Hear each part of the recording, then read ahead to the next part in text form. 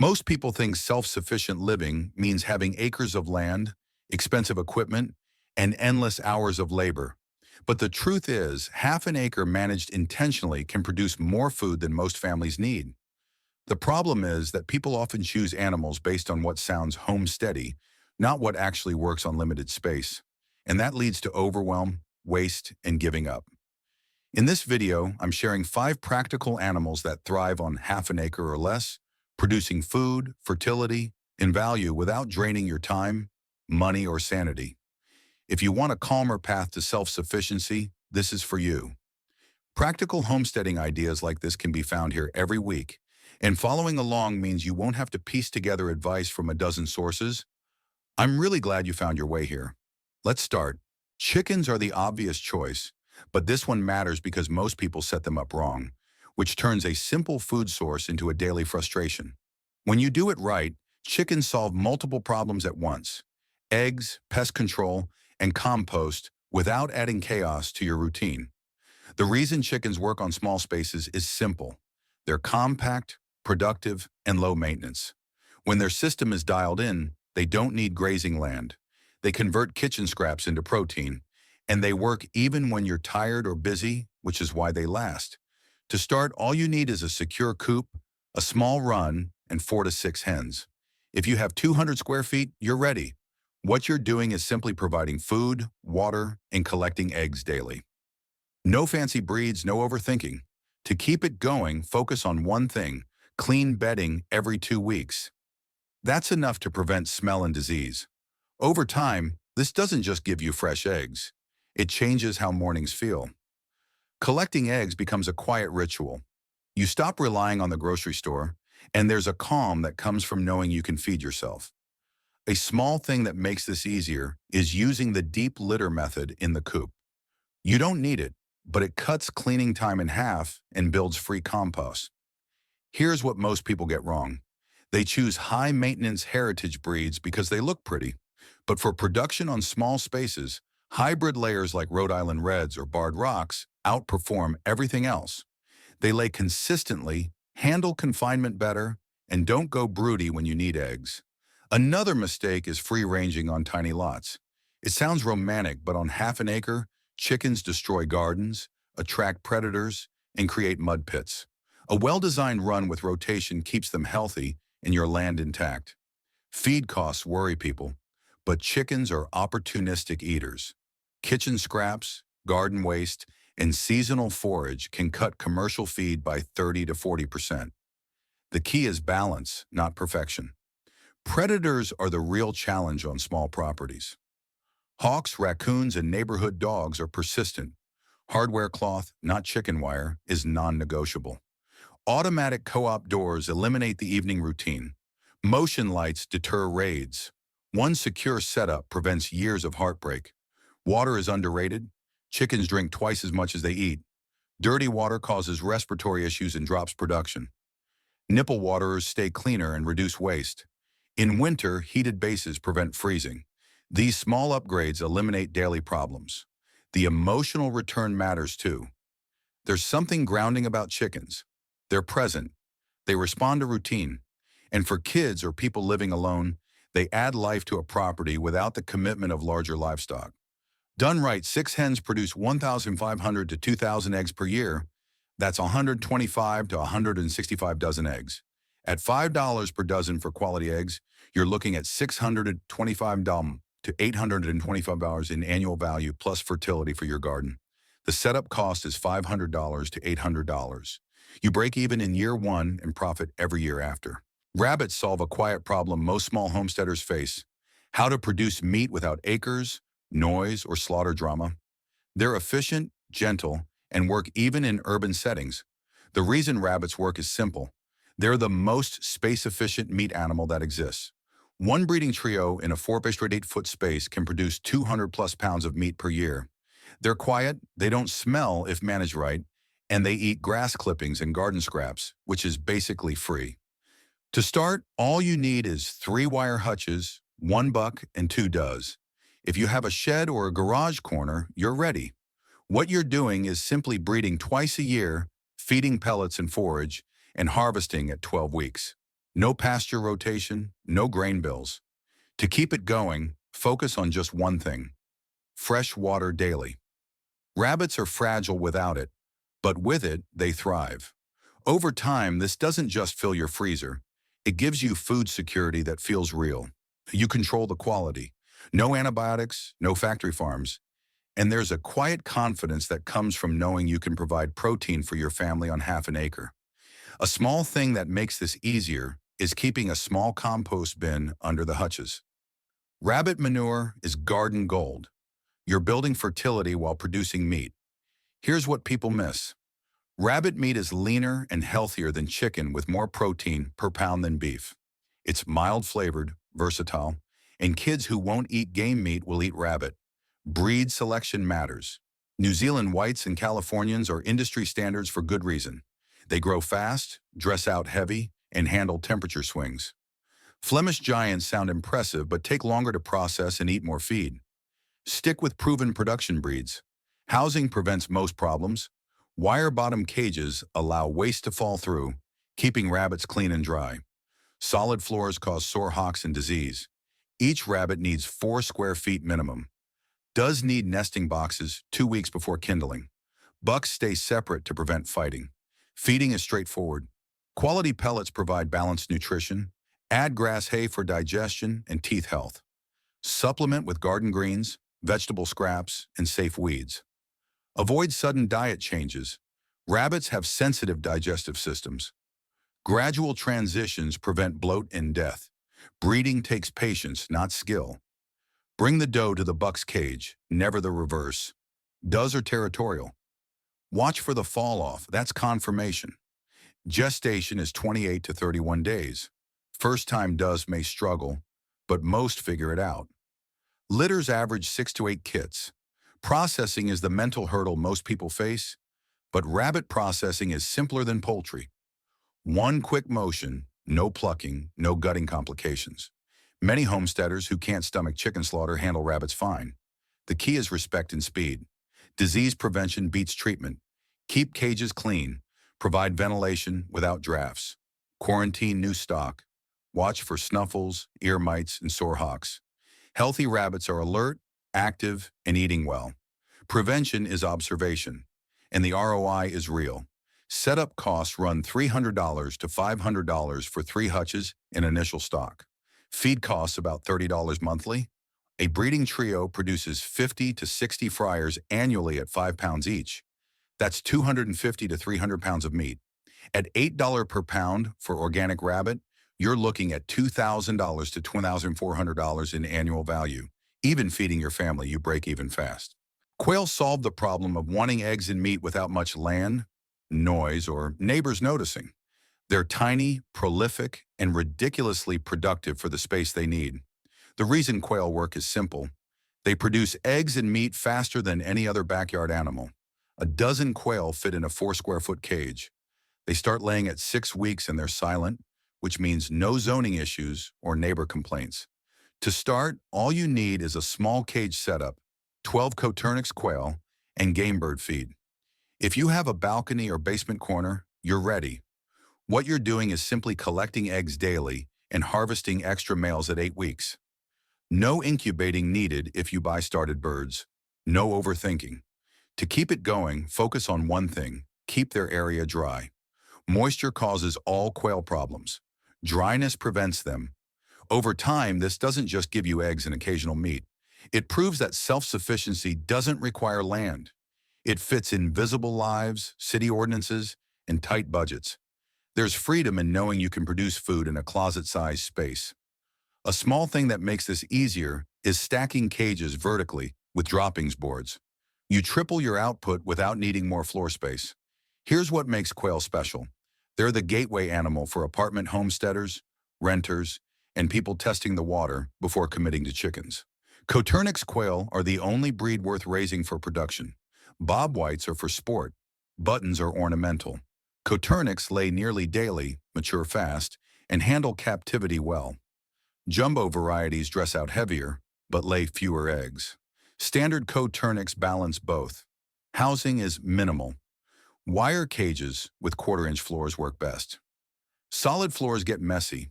Each quail needs 1 square foot. Height matters less than floor space. They don't roost or perch. Keep cages off the ground to prevent rodents and improve airflow. Lighting drives production. Quail need 14 to 16 hours of light to lay consistently. In winter, a simple timer and LED bulb maintain output. No light means no eggs. It's that direct. Temperature matters less than people think. Quail handle cold fine if dry and draft-free. Feeding is simple but specific. Game bird or turkey starter provides the 24 to 28% protein quail need. Chicken feed doesn't cut it. Add crushed oyster shell for calcium. Clean water is critical. Quail dehydrate fast. Dirty water spreads disease quickly. Egg production is impressive. One hen lays 200 to 300 eggs per year. Each egg is 1/5 the size of a chicken egg. So, 5 quail eggs equal 1 chicken egg nutritionally.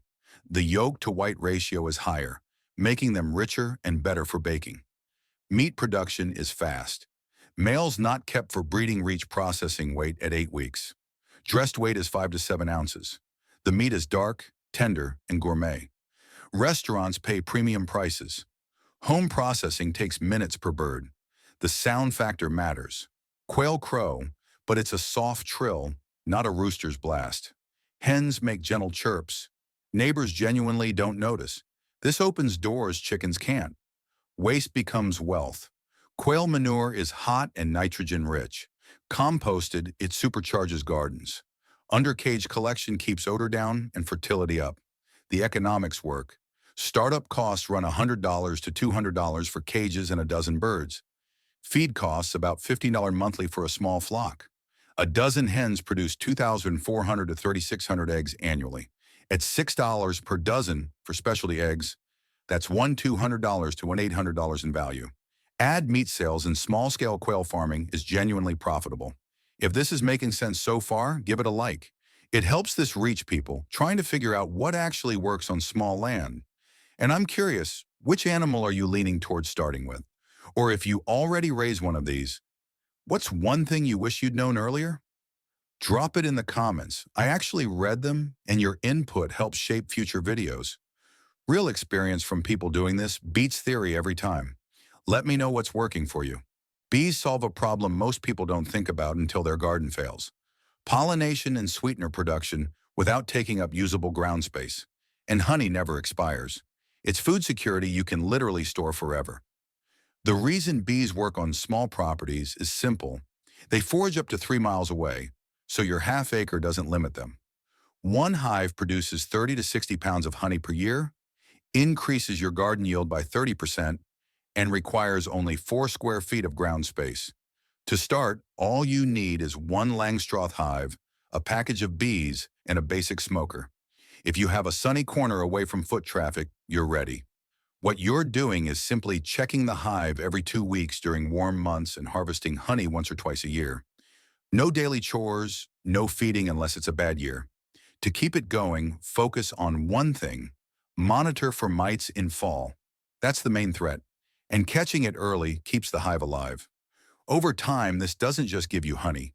It transforms your relationship with the land. You notice bloom cycles. Your garden explodes. And there's something humbling about working with 50 tiny partners who do most of the work. A small thing that makes this easier is painting your hive boxes different colors. Bees orient by color. It reduces drift and keeps colonies strong. Here's what people get wrong about bees. They think it's complicated or dangerous, but modern beekeeping is surprisingly simple when you follow the basics. Equipment matters. Langstroth hives are standard for good reason. Parts are interchangeable. Resources are endless. Top bar and war hives sound romantic, but complicate management and reduce yields. Start simple. Get fancy later if you want. Bee packages versus nukes is a real choice. Packages are cheaper, but take longer to build up. Nukes cost more but have established queens and brood. For beginners, nukes reduce first-year failure. You're buying momentum, not just bees. Hive placement is strategic. Morning sun gets bees active early. Afternoon shade prevents overheating. Windbreaks reduce winter stress.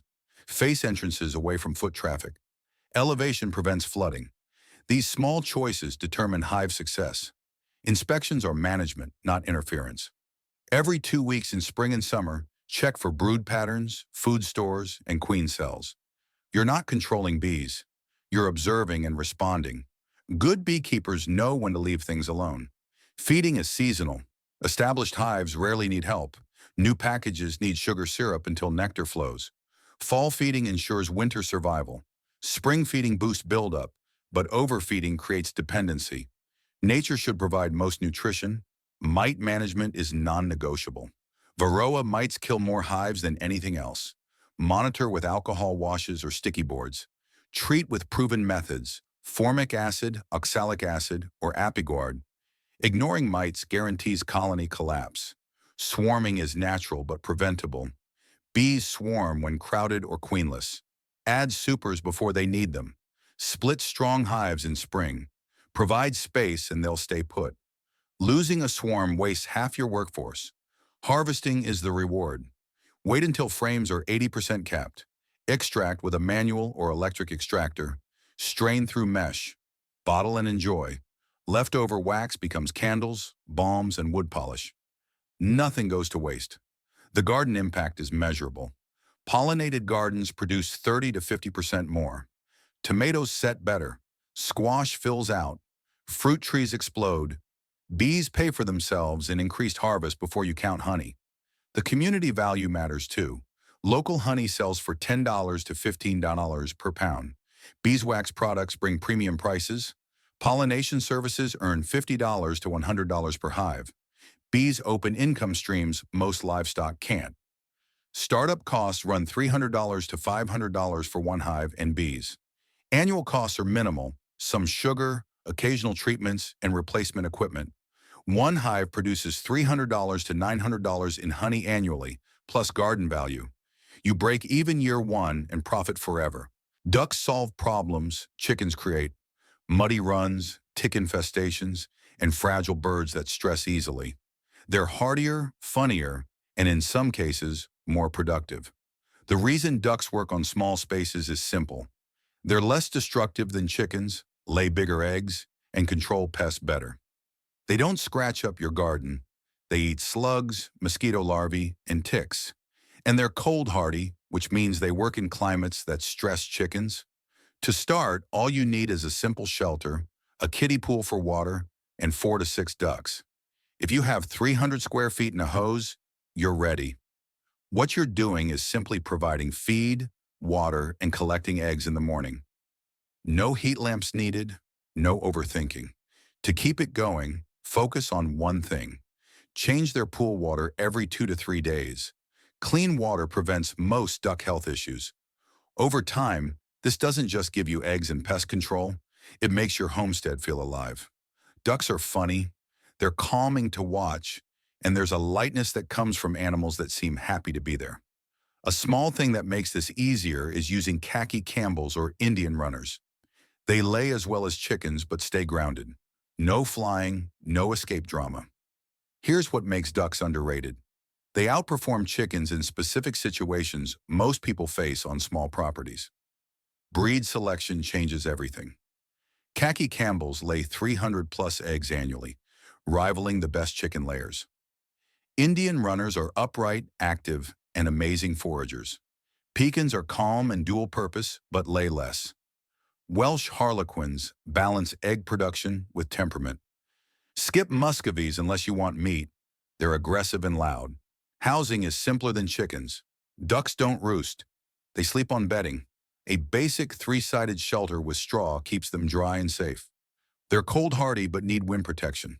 Ventilation matters more than insulation. Ammonia buildup causes respiratory issues. Water is the game changer. Ducks need water to clean their nostrils and eyes. A kiddie pool works perfectly. They'll splash, play, and stay healthy. Without adequate water, ducks get stressed and sick.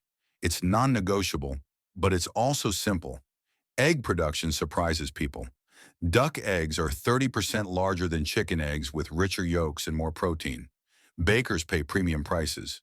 They're prized for pastries and custards. One duck egg replaces 1.5 chicken eggs in recipes. Foraging ability is where ducks shine.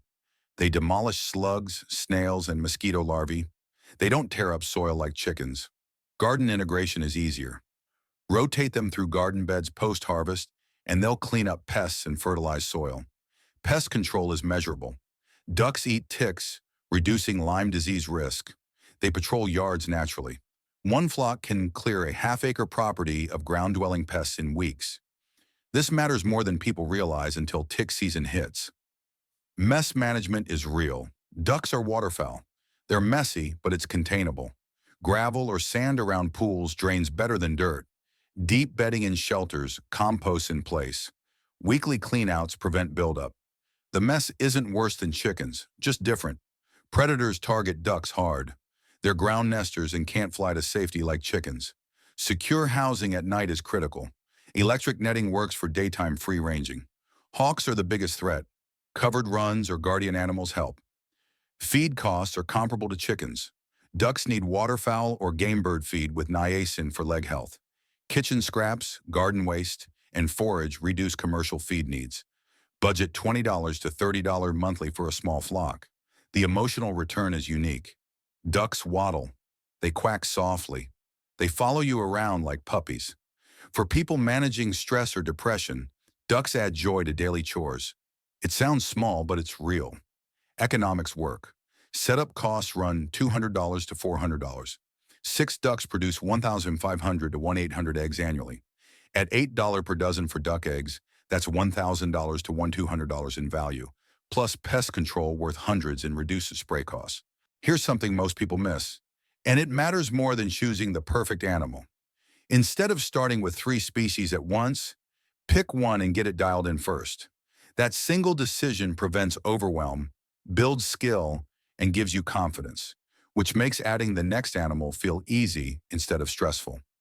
Most failed homesteads don't fail from bad animals. They fail from doing too much too fast. Here's why this works. Every animal has a learning curve. Feed schedules, behavior patterns, health red flags, predator pressure. You can't learn 5 systems simultaneously while working full-time and managing life. Pick chickens, rabbits, quail, bees, or ducks. Spend 6 months mastering one species. Learn their rhythm. Dial in your routine. Make mistakes when stakes are low. Then add the next animal from a place of competence, not chaos. This approach also reveals what you actually enjoy.